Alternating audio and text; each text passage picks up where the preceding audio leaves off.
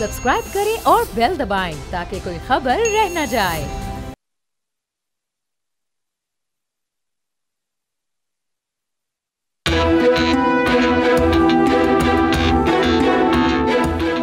बिस्मिल्लाहिर्रहमानिर्रहीम। अस्सलाम वालेकुम नाज़रीन, प्रोग्राम कोर्ट राउंड अप के साथ आप के साथ हाजिर हूँ नीलम अरशद। आज के कोर्ट राउंड अप में गुज़श्ता पूरे हफ्ते की जो अदालती कार्रवाई है उसका अहवाल आपके सामने रखेंगे। तो सबसे पहले चलते हैं, एक रिकैप लेते हैं, देखते हैं कि गुज़श्ता हफ्ते क्या कुछ हुआ। सिविलियन अफराद के मुकदमात फौजी अदालतों में मुंतकिल करने के खिलाफ दरख्वास्त दायर, अदालत उज़्मा में केस की समाअत जारी।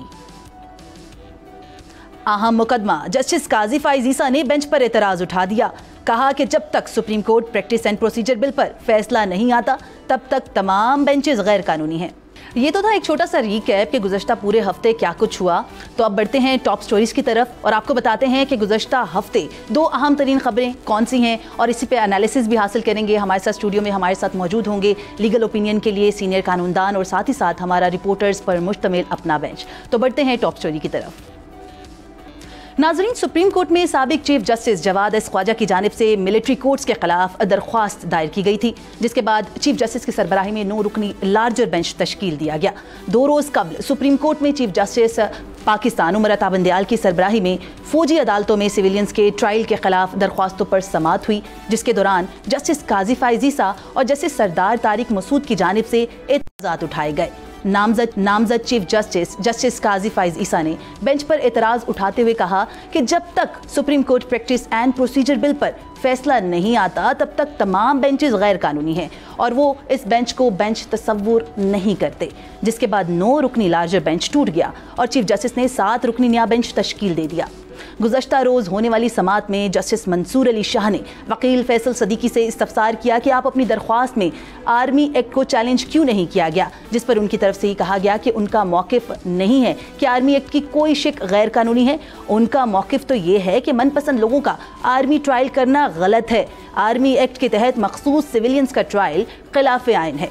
दौरान समाअत चीफ जस्टिस पाकिस्तान ने अपने रिमार्क्स में कहा कि अगर कोई सिविलियन किसी फौजी को बगावत पर उकसाता है तो इसका ट्रायल फौजी अदालत में हो सकता है। ये कहना कि सिविलियन का कभी फौजी अदालतों में ट्रायल नहीं हो सकता सरासर गलत है, दुरुस्त नहीं है। देखना ये होगा कि सिविलियंस को फौजी अदालतों के दायरे इख्तियार में लाने का क्या तरीक़ेकार अपनाया गया है। ये भी देखना होगा कि इंसदाद दहशतगर्दी अदालत के जज ने किस बुनियाद पर मुकदमात फौजी अदालत मुंतकिल किए। चीफ जस्टिस उमर अता बंदयाल ने ये रिमार्क्स भी दिए कि ऑफिशियल सीक्रेट एक्ट के तहत जराइम का तयन फौज ने भी करना है। फौज इंसदाद दहशतगर्दी अदालत में सिविलियंस की हवालगी के हवाले से दरख्वास्त दायर कर सकती है, मगर फौज को सिविलियंस की हवालगी में ठोस बुनियाद नहीं दी गई। इस पर बात करने के लिए हमारे साथ स्टूडियो में मौजूद हैं हमारे रिपोर्टर्स पर मुश्तमिल खसूसी बेंच, जो कि 3 रुकनी हैं, जिसमें मेरे साथ इमरान वसीम हैं, जुल्करनैन हैं और साथ ही साथ तैयब बलोच भी होंगे। और लीगल ओपिनियन के लिए आपको बताती चलूँ कि मेरे साथ स्टूडियो में मौजूद होंगे साबिक Islamabad high court bar association के सदर शुएब शाहीन साहब। Welcome to the programme. Thank you. Shoaib साहब, गुज़श्ता रोज़ जो समाअत हुई है, बड़ी ही अहम रिमार्क्स जो हैं चीफ जस्टिस की तरफ से दिए गए हैं। कहा गया है कि सिविलियंस का ट्रायल जो है वो हो सकता है। तो आपके पास ऐसी क्या ठोस आइनी वजूहात हैं जिसको लेकर आप सुप्रीम कोर्ट ऑफ पाकिस्तान में आ रहे हैं? देखें, सबसे पहला और बुनियादी उसूल है फेयर ट्रायल। फेयर ट्रायल का कॉन्सेप्ट जो है वो पहले भी आइन में मौजूद था, due process and fair trial, वो था आर्टिकल 4, लेकिन अब जो है वो आर्टिकल 10A उसमें ऐड कर दिया गया। क्रिमिनल चार्ज हो या सिविल ट्रायल हो, उसके लिए fair trial and due process, ये 2 बुनियादी चीज़ें हैं जो मैं समझता हूँ कि उसके बगैर कोई भी ट्रायल जो है, कोई भी प्रोसीडिंग्स में है वो विशिएट हो जाती है। आपको याद होगा कि काजी फाइसा का जो अपना केस था वो भी मेलाफाइडियन फैक्ट पे नहीं, मेलाफाइडियन लॉ पे ख़त्म हुआ था। और मेलाफाइडियन लॉ का जो प्रिंसिपल्स उसमें लेट डाउन हुए हैं वो आज यहाँ मेलाफाइडियन फैक्ट भी है और मेलाफाइडियन लॉ भी है। बिल्कुल। तो इस तरह की प्रोसीडिंग्स में कोई भी सिविलियन का ट्रायल इन हालात में करना कि जहाँ आपका सिर्फ कोर कमांडर की मीटिंग में नहीं, चीफ ऑफ आर्मी स्टाफ नहीं, बल्कि कमांडेड फॉर्मेशंस में भी अगर जब आप एलानिया जारी करेंगे कि हमारे पास नाकाबिले तरदीद शवाहिद मौजूद हैं, तो मुझे बताएं कि वहाँ एक कर्नल साहब या एक मेजर साहब जो एक जज के फ़राइज़ अंजाम दे रहा होगा, वो कैसे अनइन्फ्लुएंस्ड बाय दी जो प्रेस रिलीजेज हैं या उनकी स्टेटमेंट्स है ISPR की या कमांडर हाउस उनकी क्या नाम है कमांडर्स कॉन्फ्रेंस की, तो वो सारी चीज़ें उनके बगैर अनइन्फ्लुएंस रह नहीं सकेगा। वो इंसाफ सिर्फ ये नहीं है हो बल्कि इंसाफ होता हुआ नजर भी आना चाहिए। बिल्कुल। तो मेरा ख्याल है कि सिविलियंस का ट्रायल इन हालात में जो किया जा रहा है वो मुनासिब नहीं है, इसलिए कि जब फेयर ट्रायल का कॉन्सेप्ट हम सामने रखते हैं, बुनियादी हुकूक की बात करते हैं, तो इस तरह का एक एस्पेक्ट सामने आता है। ठीक है शुएब साहब, मैं वापस आती हूँ आपकी तरफ और मेरे साथ स्टूडियो में जो हमारा 3 मेंबर बेंच है रिपोर्टर्स का, उससे भी बात करते हैं। इमरान वसीम, आप बताइएगा, गुज़श्ता कई रोज़ से जो ये चल रहा है सारा सिलसिला सुप्रीम कोर्ट ऑफ पाकिस्तान में, बड़ी ही गर्मा गर्म किस्म की समाअत हुई है। पहले बेंच बनता है, फिर बेंच टूटता है, फिर बड़े अहम रिमार्क्स आते हैं चीफ जस्टिस ऑफ पाकिस्तान की तरफ से। क्या लग रहा है, क्या होने जा रहा है? देखें, शुएब साहब हमारे साथ मौजूद थे। नीलम, इसमें देखें जहाँ फेयर ट्रायल होना ज़रूरी है वहाँ पे फेयर प्रोसीडिंग होना भी ज़रूरी है। अब सबसे पहले तो आप ये देखें ना कि फैसला ज़ाहिर सी बात है कि बेंच ने करना है, 7 रुकनी बेंच है। तो आप ये देखें कि इसमें जो वकला हैं, जो पटिशनर हैं, इसमें उनके जो वकला हैं वो चीफ साहब के साथ मुलाकात करते हैं। मुलाकात से पहले उनकी एक सियासी जमात के सरबराह के साथ मुलाकात होती है और फिर ये केस जो है समाअत के लिए मुकर्रर हो जाता है। लेकिन मेरा नुक्ता ये है कि आप अगर ये निकाल के देखें कि जो इलेक्शन का मुकदमा था KPK और पंजाब के हवाले से, उसमें हुकूमती वज़रा बार बार दरख्वास्त करते रहे कि आप इसमें फुल कोर्ट बना दें, फुल कोर्ट बना दें। तो आगे से जजेस का रिस्पॉन्स ये था कि जो फोरम शॉपिंग नहीं हो सकती, यानी आपको अपनी मर्जी का बेंच नहीं मिल सकता। यहाँ पे आप देखें कि वो वकला जाते हैं, हमारे लिए बड़े काबिल एहतराम है, लतीफ़ खोसा साहब थे, एतजाज़ हसन साहब थे, उन्होंने जाके फुल कोर्ट की दरख्वास्त की और वो फुल कोर्ट तो नहीं बना, 9 रुकनी लार्जर बेंच बन गया। और ये आप इसे फुल कोर्ट ही समझें, क्योंकि जो दस्तयाब जजेस थे समर की वेकेशन में, गर्मियों की तातीलात में, उस हवाले से आप इसे फुल कोर्ट बेंच करेंगे। यानी इसमें आप देखें कि इम्तियाजी या डिस्क्रिमिनेशन ये नजर आ रहा है कि हुकूमत अगर रिक्वेस्ट करे फुल कोर्ट की तो फुल कोर्ट नहीं बनता, लेकिन अगर दूसरी साइड से वकला चले जाते हैं, उनके कहने के ऊपर एक फुल कोर्ट की तरह का लार्जर बेंच बन जाता है। और इस बात का एतराफ़ खुद लतीफ़ खोसा साहब ने कमरा अदालत में किया जब काजी फैसल साहब बेंच से उठ गए थे, वो अपने रिजर्वेशन का इजहार कर रहे थे। फिर सरदार तारिक मसूद साहब ने भी कहा, तो उस पर खोसा साहब ने कमरा अदालत में ठहर के कहा कि हमारी गलती है, हमने फुल कोर्ट बनाने की इस्तदा की थी। तो सवाल यह कि अगर फेयर ट्रायल होना चाहिए, जो कि ज़रूर होना चाहिए, ये मौका मिलना चाहिए, क्योंकि जो कॉन्स्टिट्यूशन के अंदर आपको राइट दे दिया गया है उसको आप किसी कानून के जरिए वापस नहीं ले सकते। बिल्कुल, फेयर ट्रायल होता हुआ नजर भी आना चाहिए। होनी चाहिए। बिल्कुल। जुल्करनैन, आपके पास क्या खबर है? अहम जो समाअत है वो चल रही है, ये भी कहा गया एक मौके पर कि कोशिश करेंगे कि मंगल तक इसको कंक्लूड कर दिया जाए, तो कंक्लूड होता हुआ नजर आ रहा है और क्या लग रहा है जजेस के रिमार्क्स से? देखिए नीलम, कंक्लूड तो होता नज़र आ रहा है। उसकी वजह यह है कि जो पटिशनर्स थे उनमें से सिर्फ एक सलमान अकरम राजा ही गालिबन रह गए हैं। वो एक पर जो मुल्ज़िम है, जो इस वक्त फ़ौज की हिरासत में है, जिस तरह अटॉर्नी जनरल ने बताया था, खुद वो भी बता रहे थे, उनके वालिद की तरफ से वो पटिशनर अभी वो फिक्स नहीं हुई थी, लेकिन अगर वो फिक्स हो जाती है उसकी तरफ से उस शख्स की तरह शहरी की जानिब से फिर सलमान अकरम वजह दलाइल देंगे। और as a respondent chairman PTI जो जस्टिस जवाद ख्वाजा साहब की पटिशन है, उसमें उज़ैर भंडारी साहब उनके जो वकील हैं, कुछ दलाइल उनकी होंगे। फिर मेन आएगा अटॉर्नी जनरल ऑफ पाकिस्तान का, वो अपने दलाइल देंगे, 4 सूबाई एडवोकेट जनरल देंगे। जिस स्पीड से सुप्रीम कोर्ट इस केस को चला रही है, 9:30 ये केस होगा, बाकी तमाम केसेस नहीं होंगे क्योंकि ईद की छुट्टियाँ, पीर और मंगल ही है, बुध से तो छुट्टियाँ स्टार्ट हो जाएंगी। हाँ जी, तो उसके बाद फिर यही होना है कि पहले 11 बजे तक चलेगा, 11:30 तक वक्फा होगा, फिर 1:30 से 2 बजे तक या 2:30 बजे तक इस प्रोसीडिंग को चलाएंगे। ज्यादातर कोर्ट का इंसार, जैसे आपने देखा, दरखास्त गुजार अमूमन बहुत लंबे आर्गूमेंट्स करते हैं, लेकिन कोर्ट ने लतीफ़ खोसा साहब को भी सबको ये कहा कि ज्यादातर इंसार हम आपके तहरीरी दलाइल के ऊपर करेंगे, जो उन्होंने सबसे ले भी लिए थे। इसलिए जब आएंगे अटॉर्नी जनरल ऑफ पाकिस्तान की बारी आएगी, एडवोकेट जनरल्स की आएगी, ज्यादा तवील जो दलाइल है वो अटॉर्नी जनरल की ही होनी है, क्योंकि मामला वफाक का है। सही है, कंक्लूड होता हुआ नजर आ रहा है जुल्करनैन आपको होगा। और एन मुमकिन है कि अगर मंडे को कंक्लूड होगा तो मंडे की शाम को, या अगर ट्यूसडे को हुआ तो ईद से पहले एक शॉर्ट ऑर्डर एक्सपेक्टेड है। बिल्कुल जी, शॉर्ट ऑर्डर जो है वो एक्सपेक्टेड है। तैयब, आप क्या देख रहे हैं? कह तो दिया गया है कि मंगल तक इसको कंक्लूड कर दिया जाएगा, लेकिन एक तरफ ये भी बात हो रही है इम्तियाजी सलूक वाली भी, जो कि हमेशा से होती हुई नज़र भी आती है सुप्रीम कोर्ट ऑफ पाकिस्तान के बेंचेस से मुतालिक। तो आप कैसे देख रहे हैं इस तमाम तर मामले को? मुझे तो सच बात है कि मुझे तो ये बेल मुंडे चढ़ते नज़र नहीं आती, मुझे कंक्लूड होता हुई बेंच नज़र नहीं आता, बल्कि मुझे तो कुछ और चीज़ें नज़र आ रही हैं। पॉसिबल यही है कि मंडे के रोज़ हो सकता है कि ये बेंच ही टूट जाए, क्योंकि अभी तक इस बेंच के ऊपर अटॉर्नी जनरल की जानिब से एतराज़ नहीं उठाया गया, जबकि सुप्रीम कोर्ट के 2 सीनियर 3 जजेस वो इस बेंच को ही नहीं मानते। अब जैसे जुल्करनैन ने कहा, लेकिन इसके साथ साथ ये भी देखें कि जिन फ्रीकैन को नोटिस जारी किए गए हैं, क्या उन फ्रीकैन के वकला नहीं आएंगे? सही, आपके तैयब कहने का मतलब ये है कि अटॉर्नी जनरल जब आएंगे अपने दलाइल शुरू करेंगे तो हो सकता है तो उनके तहफ़्फ़ुज़ात जो हैं वो किए जाएं। इस केस के अंदर वज़ीर दाखिला को नोटिस जारी किया गया और वज़ीर दाखिला ने अपना वकील जो है इरफान कादिर को किया, और इरफान कादिर जो है वो सबसे पहले जो एतराज़ उठाएंगे चीफ जस्टिस के ऊपर उठाएंगे कि चीफ जस्टिस एक दरख्वास्त गुजार से मुलाकात कैसे कर सकते हैं, क्योंकि सुप्रीम कोर्ट में हमने खुद देखा कि एक दरखास्त गुजार को 1 लाख रुपए का जुर्माना इस वजह से हुआ कि उसने जज को अप्रोच करने की कोशिश कैसे की, जबकि यहाँ पे हम देखते हैं कि दरखास्त गुजार जाता है चीफ जस्टिस से मीटिंग करता है, उसके बाद बेंच बन जाता है। तो ये बहुत सारे एतराज़ात जो है वो दाखिल होंगे और इसी वजह से मुझे नहीं लगता कि ये बेंच जो है वो अपना फैसला भी महफूज कर सही है। तैयब बलोच के मुताबिक ये कहा जा रहा है कि हो सकता है कि इस बेंच पर भी एतराज़ात आयद किए जाएँ, तहफ़्फ़ुज़ात हैं, क्योंकि इस केस की हेयरिंग के दौरान ही दरख्वास्त गुजार से चीफ जस्टिस ऑफ पाकिस्तान की मुलाकात हो रही है। इमरान वसीम, आप कुछ शॉर्ट टाइम दूंगी, इसको जल्दी से ऐड करना चाहूँगा। देखें यहाँ पे जो बात हो रही है ना कि फेयरनेस होनी चाहिए, ट्रांसपेरेंसी होनी चाहिए। अब आप देखें ना कि ये मुकदमा लेके आए हैं, जेन्युइन हो सकता है, जेन्युइन है भी सही।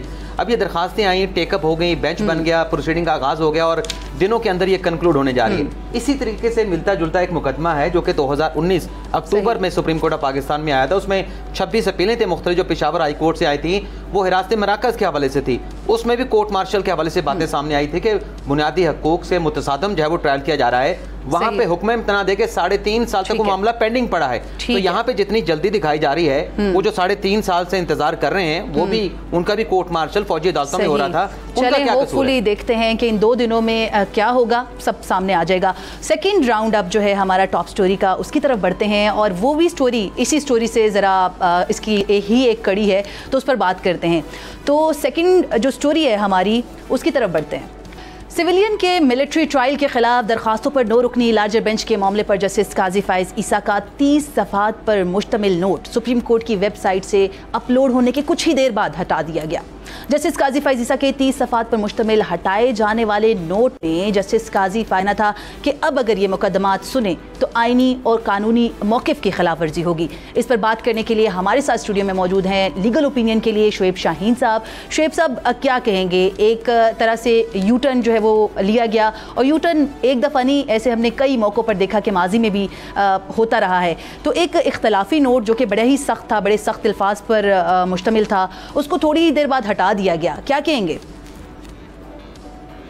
पहली बात तो ये है कि आइन और कानून के मुताबिक सुप्रीम कोर्ट का लार्जर बेंच इस केस को सुन रहा है, 9 मेंबर बेंच। उसमें 2 मोअज़्ज़ज़ जज साहबान ने डिफरेंस ऑफ ओपिनियन की, रिक्यूज़ल तो हम उसको नहीं कहेंगे, लेकिन रिफ्यूज़ल किया जो भी ग्राउंड था कि we could not be the part of this bench, बहरहाल वो अलग हो गए। तो लेकिन मेजॉरिटी जजेस ने ये फैसला किया कि हम बेंच में बैठेंगे और केस को सुनेंगे। तो जहाँ 9 रुकनी बेंचों का दार है, 2 रुकनी बेंच का एक ओपिनियन और डिसेंटिंग नोट तो तस्वर होगा, but it can not be considered as an order कि वो जो 7 मेंबर बेंच का ऑर्डर है कि हमने इस केस को सुनना है, they will continue, that will be the order of the court. तो ये तो एक लीगल पोजीशन है, इसमें तो कोई राय नहीं है। बाकी जो जज साहबान अपना डिफरेंस ऑफ ओपिनियन देते हैं वो उनकी अपनी रीजनिंग होती है और वो रीजंस देने के हकदार हैं। उन्होंने अपनी जो भी रीजंस दी हैं उसके नतीजे में उन्होंने वो बेंच से अलग हो गए हैं। तो अब ये जो बेंच है वो बिल्कुल लॉफुल है, लीगल है, कानून और आइन के मुताबिक है और वो चल रहा है और जो भी फैसला होगा वो सुप्रीम कोर्ट का फैसला ही तस्वर होगा। इस पर कोई दूसरी राय नहीं है, क्योंकि ये जो आपको याद होगा कि ये मिलिट्री कोर्ट्स के मुतालिक जो आइनी तरमीम के मुतालिक भी जो केस हुआ था वो भी 17 रुकनी बेंच था। उस 17 रुकनी बेंच में से 11 ने मेजॉरिटी व्यू से फैसला दिया था कि ये अमेंडमेंट आइन में मौजूद जो है वो ठीक है, जबकि दूसरे बेंच ने जो 6 रुकनी बेंच था जिसमें जवाज ख्वाजा साहब भी थे, जिसमें काजी फाइज ईसा साहब भी थे, उन्होंने कहा कि नहीं, आइन में तरमीम के बावजूद भी ये फ़ौजी अदालतें सिविलियंस का ट्रायल नहीं कर सकती, ये पैरेलल जुडिशल सिस्टम नहीं बनाया जा सकता, इसलिए ये अनकॉन्स्टिट्यूशनल होगा। तो वो 6 जज साहबान का फैसला नहीं कहलाया, फैसला जो है वो मेजॉरिटी का फैसला कहलाता है। ठीक है शोएब साहब, आपके मुताबिक बैंक की जो लीगलिटी है उस पर एतराज़ नहीं उठाया जा सकता क्योंकि आपके नज़दीक ये लीगल है। आप बताइएगा इमरान वसीम क्या कहेंगे? बड़े सख्त रिमार्क्स थे एक नोट में और वो नोट पहले पब्लिश किया गया, उसके बाद हटा दिया गया। देखें नीलम, मैं तो इस पर ये ऐड करूँगा कि अगर इस केस के अंदर ये जो बेंच बना है इसमें फ़ैसला अगर दरख्वास्त गुजारों के हक़ में आ गया और जो कोर्ट मार्शल होना है वो इलीगल करार दे दिया गया और कहा गया कि आप ATC अदालतों में उनको ट्राई किया जाए, इस फैसले के बाद अगर वो जो कानून है प्रैक्टिस एंड प्रोसीजर वाला वो अगर कानूनी ठहरा तो फिर इस फैसले की हैसियत क्या रह जाएगी? बिल्कुल, फिर उस फैसले की हैसियत नहीं रहेगी क्योंकि वो कानून फिर कहेगा कि उसके बाद जो बेंचेस बने हैं वो कानून के मुताबिक नहीं बने। तो जब वो कानून के मुताबिक बेंचेस नहीं बने तो उनके सवालात जो फैसले हैं उन पे भी सवालात उठ जाएंगे। असल तो बात ये उनकी आईनी हैसियत पर सवाल उठेंगे। दूसरा बात हम कर रहे हैं कि काजी साहब का नोट जो है वहां से उठा दिया गया, हटा दिया गया सुप्रीम कोर्ट की वेबसाइट। ये दूसरा मौका है कि काजी साहब का जो नोट है वो सुप्रीम कोर्ट की वेबसाइट से हटाया गया। हालांकि इसमें कोई ऐसी बात नहीं थी, वही बातें जो उन्होंने कमरा अदालत में कही थी वही बातें उन्होंने लिखी अपनी तहरीरी तौर पर और सुप्रीम कोर्ट की वेबसाइट पर उसे जो है वो पेश कर दिया गया। लेकिन बात यह है कि चलें वो तो हटा दिया आपने, जब ये 9 रुकनी बेंच बना, 9 रुकनी बेंच से 2 जजेस उठ के चले गए, 7 रुकनी बेंच का तो ऑर्डर आ गया पहली समाअत का। वो 9 रुकनी बेंच का जो ऑर्डर आना चाहिए था, चीफ साहब ने तहरीर करना था, वो ऑर्डर भी आज तक नहीं आया। मतलब ऑर्डर ऑफ द डे होना चाहिए था ना कि ये अदालत बैठी, 9 रुकनी बेंच बैठा, ये सुना, ये हुआ। सुनने वाली बात तो 7 रुकनी बेंच में आएगी ना। 9 रुकनी बेंच में ये हुआ, एक जज ने ये एतराज उठाया, दूसरे जज ने ये एतराज उठाया, उसके बाद बेंच उठ के चला गया, बेंच कॉन्स्टिट्यूट किया गया। उस हवाले से कोई अभी ऑर्डर जो है वो आपको किसी जगह पे नहीं सही हो गया। क्विकली मैं जुल्करनैन की तरफ बढ़ूंगी। जुल्करनैन, आपका क्या स्टांस है इस तमाम तर मामले पर? पहले भी ऐसा हुआ और अभी एक बार फिर से जस्टिस काजी फैज़ ईसा का इख्तलाफी नोट हटाया गया।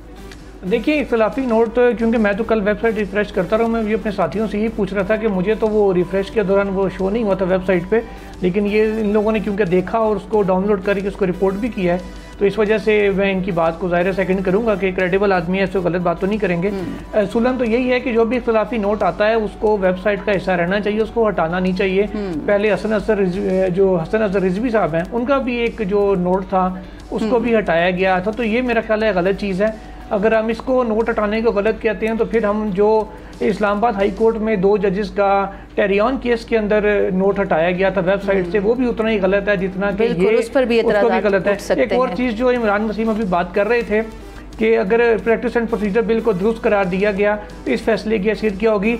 तमाम जो बेंचेस बन रहे हैं उन सब की हैसियत के ऊपर सवाल उठेगा, लेकिन उठ नहीं सकता। उसकी रीज़न ये है कि जैसे अब्दुल हमीद डोगर साहब को 31 जुलाई 2009 के फैसले में और तमाम जो PCO जजेस थे, सुप्रीम कोर्ट ने ये कहा था ये कभी जजेस रहे ही नहीं, लेकिन उनके फैसलों को कॉन्स्टिट्यूशनल कवर दिया गया था। अगर ये बेंचेस उस कानून दुरुस्त पाता है, बेंचेस गैर आईनी करार पाते भी हैं, इनके फैसलों को कॉन्स्टिट्यूशनल कवर मिलेगा जैसे पहले सुप्रीम कोर्ट देती है। बिल्कुल, जुल्करनैन ने तो अपनी राय बता दी। आप बताइएगा तैयब बलोच, आपके पास क्या खबर है इस तमाम तर मामले से मुतालिक? क्योंकि दूसरी बार ऐसा हुआ है, देखने में आया है, लेकिन बड़े वो अल्फाज जो कि हमने रिपोर्ट भी की है, रिपोर्टिंग के बाद उस चीज़ को हटा देना, वो चीज़ें हट तो नहीं सकती, रिपोर्ट तो हो चुकी।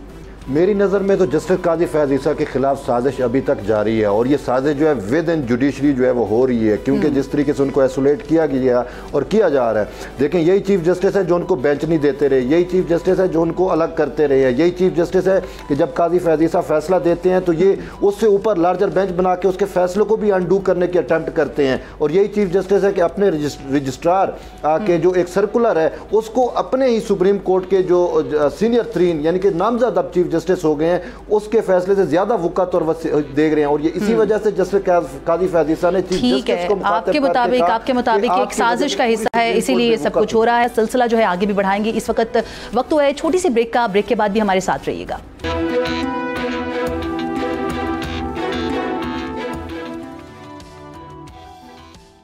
ब्रेक के बाद आपको कहेंगे खुशामदीद और तैयब बलोच की तरफ ही बढ़ूंगी। बात कर रहे थे और हम ब्रेक पे चले गए। तैयब, बात हो रही थी जस्टिस काजी फैज़ ईसा के इख्तलाफी नोट की। आप कह रहे हैं कुछ साजिश है जो कि काफ़ी अरसे से चल रही है, उसी साजिश का एक हिस्सा था ये इख्तलाफी नोट हटाना भी। जी बिल्कुल, सिर्फ ये एक नहीं बल्कि 2 इख्तलाफी नोट भी वो किए गए, लेकिन इसके साथ साथ जस्टिस काजी फैज़ ईसा ने जितने भी फैसले दिए हैं और कुछ ऐसे फैसले थे जैसे बेंच की तश्कील वगैरह, उन फैसलों को भी अनडू करने की कोशिश की गई, बल्कि अनडू किया गया है और ये काफ़ी अरसे से जो है वो चल रहा है। इसी सुप्रीम कोर्ट में हमने देखा कि जस्टिस काजी फैज़ ईसा को निकालने के लिए जिस तरीके से बेंच तश्कील दिए गए थे, सारा कुछ था, लेकिन शायद वक्त को कुछ और मंजूर था या कुदरत को कुछ और मंजूर था। जस्टिस अपना काजी फैज़ ईसा को निकालने की हर मुमकिन कोशिश हुई, लेकिन जो कुदरत ने फैसला किया वही अब हम देख रहे हैं कि अब काजी फैज़ ईसा नामजद चीफ जस्टिस भी बन चुके हैं, लेकिन इसके बावजूद उनके खिलाफ जो है वो साजिश थम नहीं रही। लेकिन अगर आप ये देखें कि सुप्रीम कोर्ट का मतलब वह चीफ जस्टिस नहीं है, सुप्रीम कोर्ट का मतलब सुप्रीम कोर्ट में बैठा हुआ हर जज है और इसी हवाले से खुद जस्टिस मंसूर अली शाह का नोट भी आ चुका है जिसमें वो चीफ जस्टिस को मुतलकुल अनान कह चुके हैं, आमिर कह चुके हैं। और ये तो आमरीत जहनीत जो है वो ज़ाहिर होती है कि भाई जब एक सुप्रीम कोर्ट का नामजद चीफ जस्टिस कोई नोट लिखता है और उसका नोट वेबसाइट पे आवेदन किया जाता है तो फिर किस तरीके से उसका नोट जो है वो हटा दिया जाता है। ये नोट जो है वो रजिस्ट्रार ने अपने तौर पे नहीं हटाया, ये नोट जो है वो चीफ जस्टिस पाकिस्तान की रजामंदी से हटाया गया। इससे पहले भी चीफ जस्टिस की नामजद वो उसकी मतलब रजामंदी से हटाया गया और अब वो वाली सूरत हाल नहीं है। अब जस्टिस काजी फैज़ ईसा नामजद चीफ जस्टिस बन चुके हैं। अब इख्तियारात जो है वो तो ये चाहिए था कि चीफ जस्टिस उमर अता बंदियाल को ये चाहिए था कि अपने इख्तियारात सरेंडर करके जस्टिस काजी फैज़ ईसा को देना शुरू कर देते, लेकिन वो अभी तक जो है उसी साजिश पे डटे हुए हैं। इसी पे तैयब मैं आपसे यही सवाल करना चाहूँगी कि एक मतलब कई माह अभी रहते हैं उनकी चीफ जस्टिस बनने में, तो पहले ही एकदम से नामजद चीफ जस्टिस जो है उनको मुकर्रर कर दिया गया है, इसके पीछे क्या लॉजिक है? लाइक 3 months बिफोर इसके पीछे कोई खास वजह नहीं है। हमने देखा अक्सर माजी में भी 2 महीने 2.5 महीने या 3 महीने पहले नोटिफिकेशन हो जाता है, ये एक तयशुदा है, ये कोई ऐसा नहीं है कि ये तो एक फार्मूला बना हुआ है और तयशुदा चीज़ है कि उसने होना है। तो इसी वजह से गर्मियों की छुट्टियां हैं और उन्हीं छुट्टियों के पेश नज़र उन्होंने इसको जो है जस्टिस काजी फैज़ ईसा को नामजद कर दिया। और इसमें एक वजह यह भी है, जो अगर आप मुझसे सवाल जिस वजह से पूछिए वो इंटेंशन ये हो सकती है कि भाई जो मौजूदा चीफ जस्टिस हैं ये अपने आप को अब थोड़ा सा समझें कि भाई मेरे पास अब वो इख्तियार नहीं, मैंने चले जाना है। और लेकिन देखिए अभी तक आज की तारीख तक तो है ना चीफ जस्टिस ऑफ पाकिस्तान, जी वो तो आखिरी दिन तक रहेंगे, 16 सितंबर तक वो चीफ जस्टिस हैं। अच्छा नीलम, मैं एक इसमें चीज़ें बात करना चाहूँगा। जैसे जस्टिस फैज़ ईसा साहब ने अपने इख्तिलाफी नोट के अंदर हवाला दिया है वो इंटरमेंट सेंटर्स वाला यानी कि हिरासती मराकज़ वाला जो केस था। अब अगर फ़र्ज़ करें कि ईद के बाद चीफ जस्टिस ऑफ पाकिस्तान उस केस को फिक्स कर देते हैं, बिल्कुल, और उसी अंदाज में फिक्स करते हैं जैसे आसिफ सईद खोसा साहब ने एक टॉप 5 जो सीनियर मोस्ट जजेस हैं उनका बेंच वो था जिसमें काजी फैज़ ईसा साहब भी शामिल थे, वो सुनना था। अब अगर फिर टॉप 5 का बेंच बनता है तो क्या काजी साहब उस केस को सुनेंगे या फिर कहेंगे कि नहीं क्योंकि मैंने पहले एक केस सुना था, अभी भी प्रैक्टिस एंड प्रोसीजर पे गवर्नमेंट ने टाइम मांगा हुआ अमेंडमेंट का, तो क्या अदालत गवर्नमेंट को टाइम ना देती? या फिर अगर बेंच बनता तो क्या वो केस सुनेंगे या फिर वही एक लंबी चौड़ी तकरीर अदालत में आके पार्लियामेंट की तरह झाड़ के तो फिर कहेंगे कि जरा मैं नहीं सुन रहा। दूसरा बात सरदार तारिक मसूद साहब है, उन्होंने अपने जो जस्टिस फैज़ ईसा की हाँ में हाँ मिलाते हुए कहा कि जी मैं पब्लिक के केसेस तो ज़रूर सुन रहा हूँ कि पब्लिक के राइट्स मुतासिर ना हो, मैं 184(3) का कोई केस नहीं सुनूंगा। वो शायद भूल गए कि वो हफ्ता 10 दिन पहले ही उन्होंने, बल्कि 2 हफ्ते पहले उन्होंने पनामा केस सुना था जो 184(3) में था। उनके सामने जब फिक्स हुआ वो उसी वक्त कहते थे कि मैं 184(3) का केस नहीं सुन रहा। ना वो इतना लंबा केस सुनते, ना जमात इस्लामी को झाड़ते, ना वो 8-9 सफ़ात पर मुश्तमिल फैसला लिखते। तो ये एक आफ्टर थॉट थी उनकी जो काजी साहब की बातें सुन के शायद उनको सामने आया था। दूसरी एक और चीज़ है कि काजी साहब ने सहाफ़ियों का जो सो मोटो था उसका भी जिक्र किया। उसमें उन्होंने कहा जी ऑथर जज से जो मुनीब अख्तर साहब को कहा कि जब मुझसे जूनियर जज से आपने ये लिखवा दिया कि जी सो मोटो ऐसे नहीं लिया जाता तो ऐसे लिया जाता है। उसके बाद अलबत्ता उन्होंने कहा जी असल इशू था सहाफ़ियों के हैरेसमेंट का, उसके हवाले से उन्होंने कोई बात नहीं की थी, तो उसके ऊपर बाकायदा बेंच बना था। जो फरमाइशी दरख्वास्त गुजारान थे जिनको कहा गया था अदालत में आके दरख्वास्त देंगे, तो जो फिक्स मैच था वो भाग गए थे अपनी दरख्वास्तें लेके क्योंकि उनकी हैरेसमेंट खत्म हो गई थी बेंच तब्दील होते ही। साथ ही साथ जो उसके बाद अलावा DGFIA को तलब किया गया था, पुलिस को बुलाया गया था, तमाम से मुकदमात की लिस्ट मांगी गई। अदालत ने ऑर्डर किया था किसी सहाफ़ी को हिरासत नहीं किया जाएगा, जो ड्यू प्रोसेस है वो फॉलो किया जाएगा। और शायद वो काजी साहब इसका जिक्र करना या भूल गए या जानबूझ के उन्होंने नहीं किया था। दूसरी बात ये कि आखिरी बात मैं ये करना चाहूँगा, ज़्यादा टाइम नहीं लेता। इत्तेदाद अहसन साहब ने जब कहा था कि अदलिया आपका घर है और आपके घर पे बाहर से हमला, और उन्होंने कहा था जी ये घर नहीं है, इसको घर वाली बात ना करें, जिस तरह constitutional court under the constitution of Pakistan. अपने नोट में वो लिख रहे हैं कि जनाब तमाम जजेस एक गुलदस्ता है जिसकी महक मुतासिर हो रही है। अदलिया जब घर नहीं हो सकता तो आपने इसको बाग कैसे बना दिया? यहाँ लोग तफरीह के लिए आते हैं, जो आपने जजेस को फूल और गुलदस्ता बना दिया और अदलिया को एक बाग बना दिया। तो मेरा ख्याल है इतनी कॉन्ट्रडिक्शन नहीं होनी चाहिए। बिल्कुल एक दोहरा म्यार है, बात करते तो उसमें शायद वजन भी रहता। लंबी कहानी खोल के आपने खुद को एक्सपोज कर बिल्कुल एक दोहरा म्यार है। आप क्या कहेंगे इमरान वसीम इस पे? जुल्करनैन की बात को आगे टेकअप करते हैं, एक तो दोहरा म्यार जो है वो नजर आ रहा है। एक तरफ कहते हैं कि हम 184(3) के जो मुकदमात हैं वो नहीं सुन सकते, दूसरी तरफ अभी चंद दिनों पहले जो पनामा वाला मामला था वो भी सुना गया। इसके मुतालिक आप क्या कहेंगे? देखिए जी, वो तो सरदार साहब इसका ज़्यादा बेहतर जवाब दे सकते हैं, क्योंकि मैं उनका हवाले उनके बिहाफ पे कुछ कह नहीं सकता। लेकिन ये जो बात है ना कि ये जो रिव्यू एक्ट है या जो supreme court practice and procedure bill है, इस पे हुकूमत ने जो है वक्त ले रखा है और जुलाई तक वो केस चला गया है। आप इसमें कंट्राडिक्शन देखें, इसमें डिस्क्रिमिनेशन देखें। वो मुकदमा पहले आया प्रैक्टिस एंड प्रोसीजर वाला, वो आज तक पेंडिंग पड़ा है। उसके बाद रिव्यू एक्ट की दरखास्तें आई, उस पर केस कंक्लूड हो गया, उस पर कोई हुक्म इम्तिहान नहीं आया। और ये जो कोर्ट मार्शल के खिलाफ दरखास्तें हैं, जितनी पेस के साथ ये चल रही हैं, ये लगता है कि मंगल तक कंक्लूड हो जाएगा। ये अगर केसेस कंक्लूड हो सकते हैं तो बाकी क्यों नहीं? तो वो वाला प्रैक्टिस एंड प्रोसीजर वाला क्यों नहीं कंक्लूड हो सकता था? वहां पे रोजाना की बुनियाद पे क्यों नहीं केस चलाया? वहां पे आपने 24 दिन की तारीख डाल दी, 13 अप्रैल को आपने हुक्म इम्तना दिया, 2 मई तक आपने मुलतवी कर दिया। जब आपके सामने आपका खुद ओथ कहता है कि आप आईन और कानून के ताबे होंगे, तो फिर आप एक कानून को सस्पेंड कैसे कर सकते हैं? उस कानून को जिसका अभी वजूद ही नहीं है, जिस कानून का वजूद नहीं, उसको आप कैसे सस्पेंड कर रहे हैं? ये बड़े अहम सवालात हैं। तो ये कहना कि अटॉर्नी जनरल ने वक्त लिया था, मेरे ख्याल से आपको अपनी सफों में भी देखना चाहिए कि आप उस केस को चला कैसे रहे हैं। अच्छा, इसी पर काजी फैज ईसा साहब ने अपने नोट में ये भी कहा है, उस केस को आपने लिंगर ऑन कर दिया, पेंडिंग में डाल दिया। बाकी जितने केसेस आ रहे हैं उससे आप चला के कंक्लूड कर रहे हैं। प्रैक्टिस एंड प्रोसीजर बिल पर ही उनकी तरफ से एक सवाल किया गया था, बल्कि उन्होंने अपने इख्तलाफी नोट में ये लिखा है कि ये जो प्रैक्टिस एंड प्रोसीजर बिल है इसको मुअत्तल नहीं किया जा सकता था, मुस्तरद किया जा सकता था। वो इसी तरह से ना कि आप हेयरिंग करके उसको अल्टीमेटली या तो उसको मुस्तरद कर दें या फिर उसको कानूनी करार दे दें। अब सवाल ये कि यहाँ पे ये जो उंगलियां उठ रही हैं कि कल को अगर कानून जो है वो जायज करार पाएगा तो उसको लीगल कवर दे दिया जाएगा। जब इस बात का खदशा मौजूद है कि ये सवाल आगे चल के होगा, तो आज इस केस को रोजाना की बुनियाद पे चला के क्यों डिसाइड नहीं करते कि आगे चल के सवालात ना उठें, उंगलियां ना उठें? हुकूमत ने तरमीम के लिए वक्त मांगा है, वो ये पूरी जो 3 रुकनी कमेटी बनी है, अगर अमेंडमेंट करके इसको ही खत्म कर दे तो फिर ये जो सारा तमाशा लगाया हुआ अभी ये।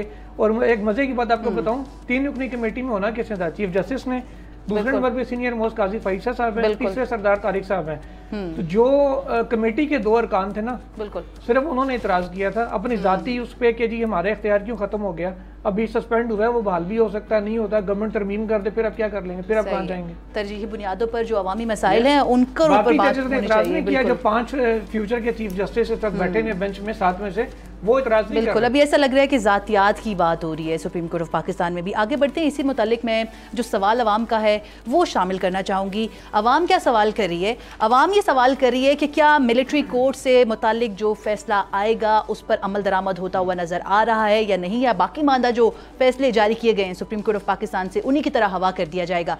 क्या कहेंगे आप तैयब बलोच, आपके पास इस हवाले से अपनी क्या राय है? देखिए, कल पार्लिमान के अंदर वज़ीर दाखिला राना सनाउल्लाह ने वाज़े तौर के ऊपर कहा कि ये जिस उजलत के साथ, जिस जल्दी के साथ, और इवन तो उन्होंने कहा था कि जिस 2 नंबरी का लफ्ज़ तो उन्होंने नहीं किया, लेकिन उनका मैंने कहने का मतलब यही था कि ये हमें इसमें जो है वो बू आ रही है ऐसी, तो इसी वजह से उन्होंने कहा था हम इस पर इम्प्लीमेंट नहीं करेंगे।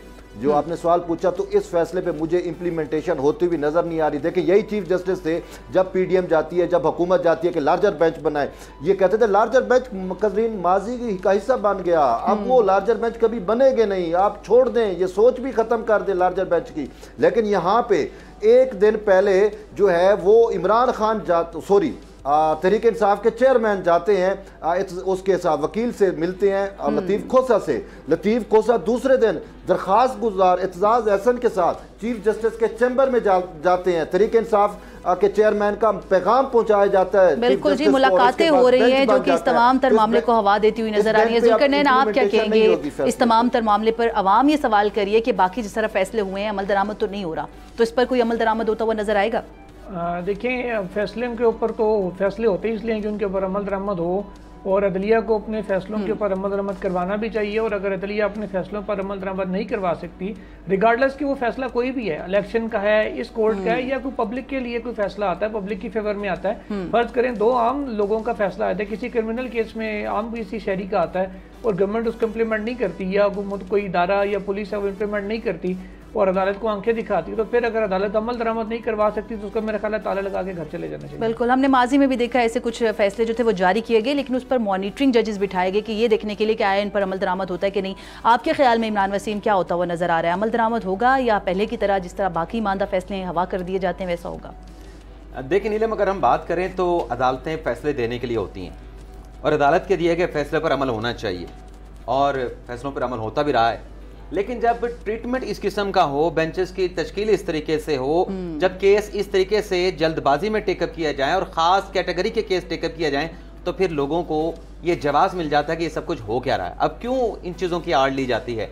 हमने कभी नहीं देखा था कि सुप्रीम कोर्ट के फैसले हों, अदालतों के फैसले हों और वुज़रा ठहर के कह रहे हों कि अगर ये फैसला इस तरीके से आया, जैसे 14 मई का फैसला हवा हो गया, ये फैसला भी मुश्किल से 2 4 होगा मिलिट्री कोर्ट वाला।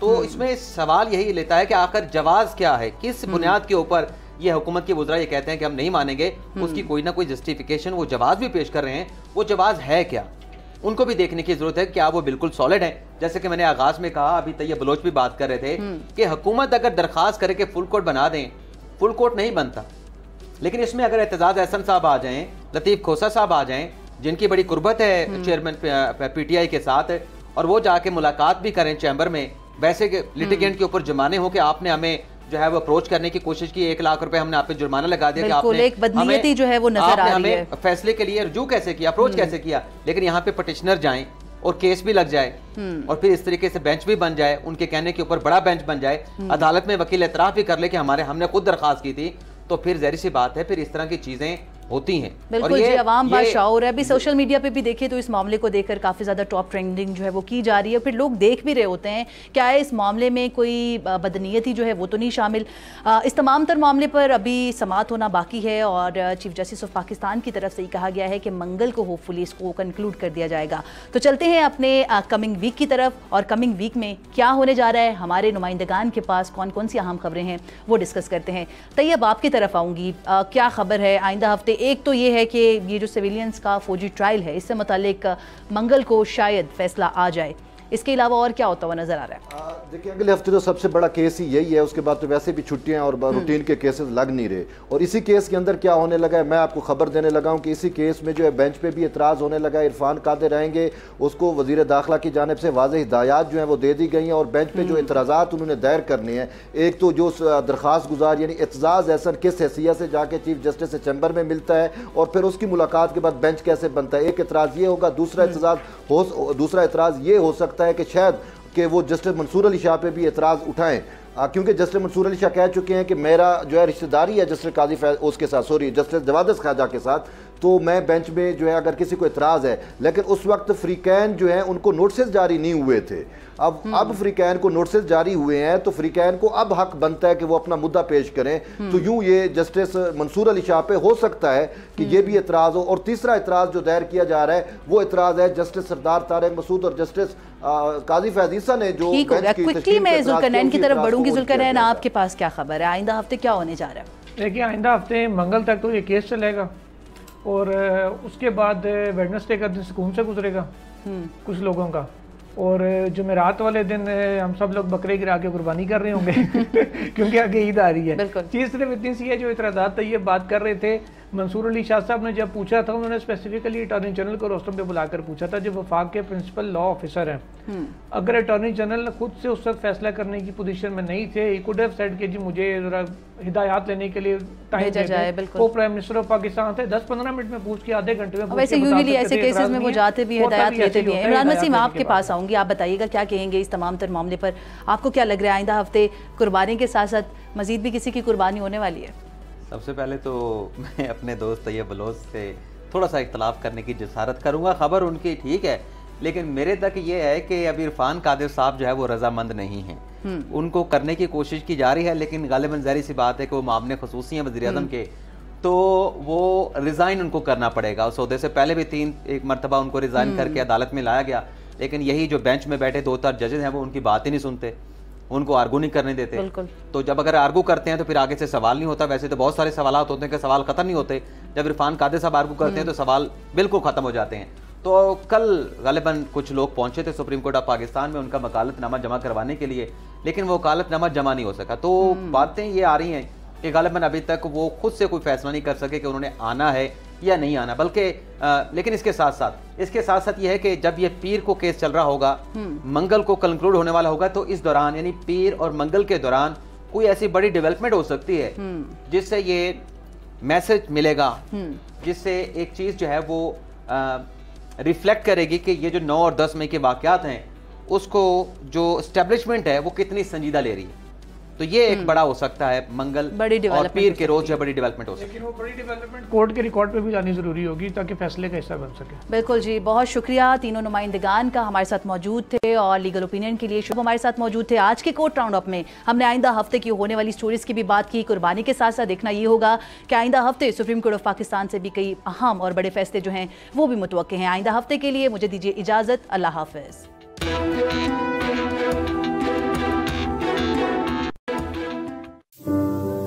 तू की जाने यार अमीरा, रोटी बंदा खा जाती है।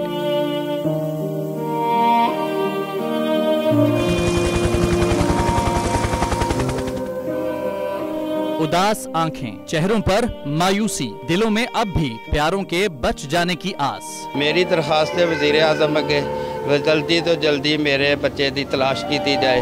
गम की इस घड़ी में बोल रहा अपनों के साथ। और यूनान में महाजरीन के जहाज को हादसे के बाद अब रेस्क्यू ऑपरेशन खत्म हो चुका है। सहाफती फराइज को निभाते हुए पहुंचाई हर खबर अवाम तक।